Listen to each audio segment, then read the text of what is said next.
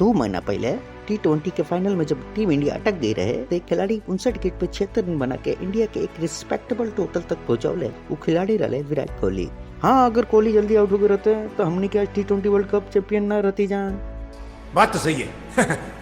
रउआ सबके T20 world cup के याद दिलावल गईला के कारण विराट के यादगार पारी बा, लेकिन टेस्ट में विराट के बल्ला से रन बनत नहीं थे। यही पर भारत के पूर्व क्रिकेटर संजय मांजरेकर विराट के बारे में कुछ कहले बन। का कहले आगे आप सबके पता चली। 27 सितंबर से शुरू होने वाला दूसरा टेस्ट में विराट कोहली कमाल के रिकॉर्ड की तरफ बढ़त बढ़ा, लेकिन ये अलग बात बा कि विराट जैसन बड़ा कद वाले बल्लेबाज के रिकॉर्ड पिछला साल ही पूरा कर लेवे के चाहिए। यह कि विराट कोहली मौजूदा टाइम के दुनिया के सबसे बड़ा क्रिकेटर बने और जब कोहली मैदान पर उतरल है तो कोनो न कोनो रिकॉर्ड उनका निशाने पर रहेला। बांग्लादेश के खिलाफ पहला टेस्ट में दूसरी पारी में 17 रन बनाते ही डोमेस्टिक ग्राउंड पर 12,000 रन के रिकॉर्ड अपना नामे कर लेला। उनका से पहले सचिन तेंदुलकर के लगे रिकॉर्ड। दूसरा टेस्ट में 129 रन विराट कोहली बना लेता है तो टेस्ट क्रिकेट में 9,000 रन पूरा कर ली है। ऐसा करने वाला चौथा भारतीय हो जाए। मजा आया।